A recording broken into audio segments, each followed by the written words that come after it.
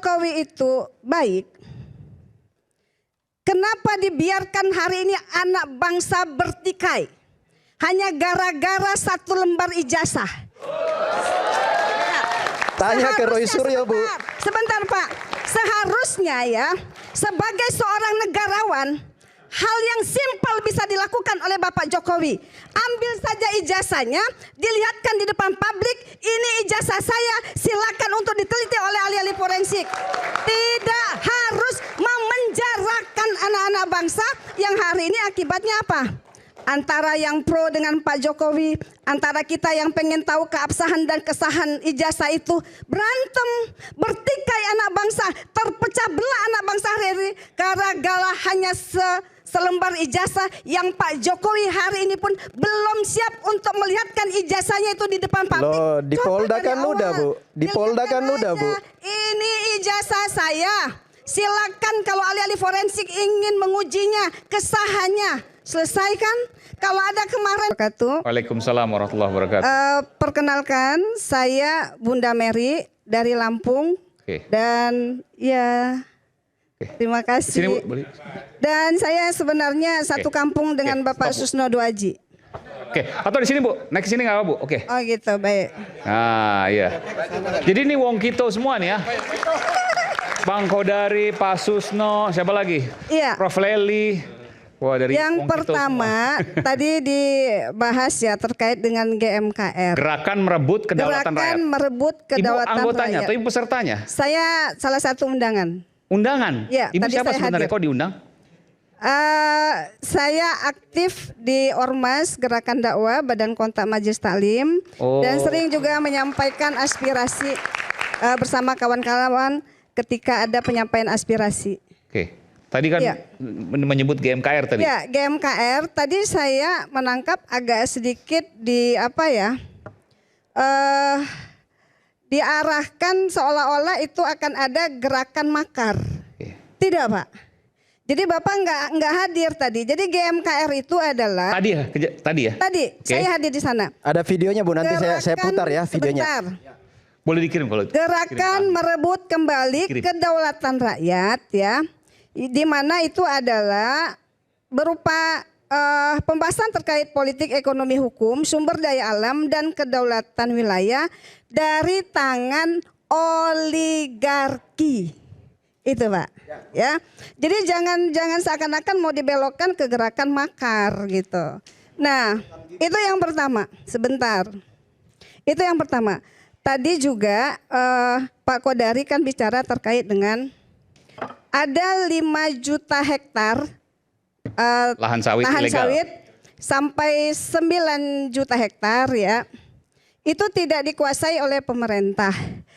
Pertanyaan saya ya, itu siapa selama ini yang menguasainya?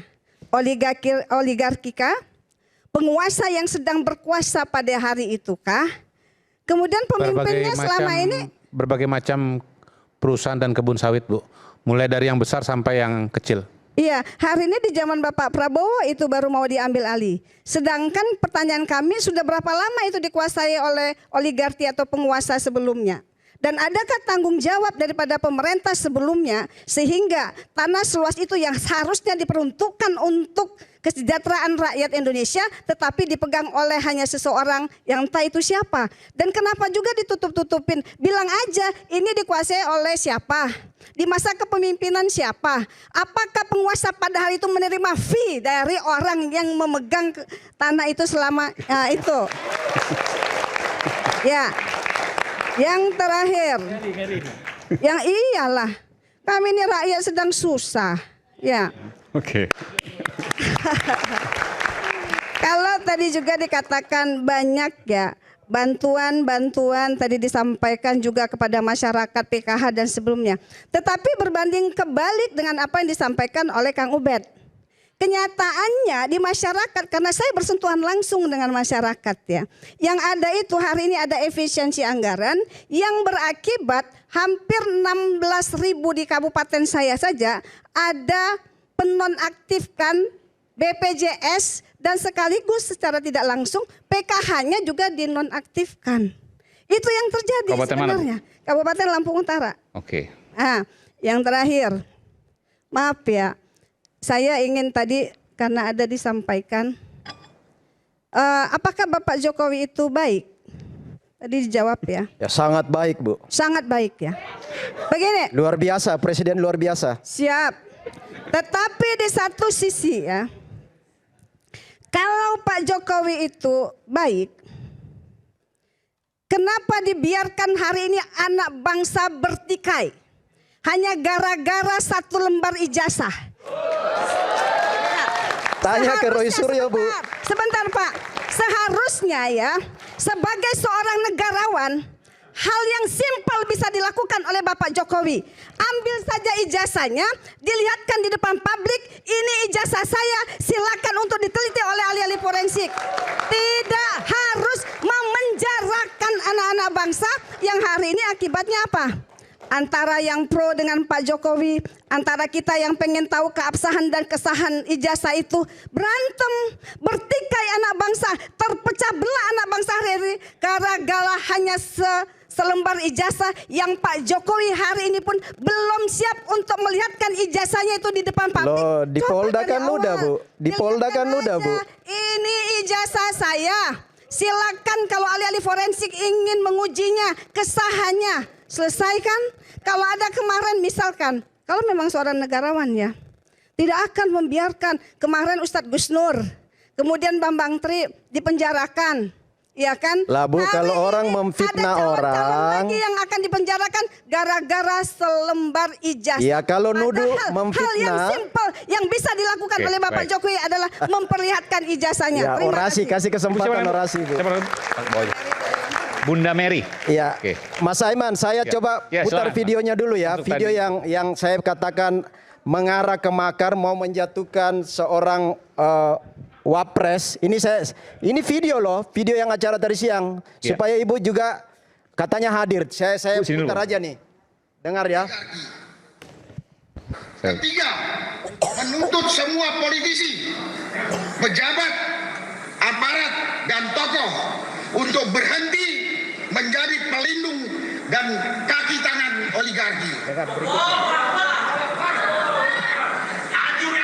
Empat, mendesak Presiden Prabowo untuk membersihkan pemerintahannya dari unsur yang menghalangi pengembalian kedaulatan rakyat dari penguasaan oligarki. Kelima, ini teknis dari empat yang di atas, khusus terhadap perwujudan kedaulatan hukum dan politik agar dilaksanakan melalui poin pertama, adili Joko Widodo.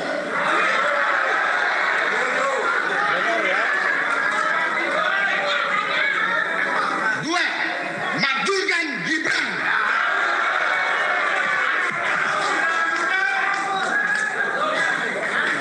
Tiga, reformasi kepolisian.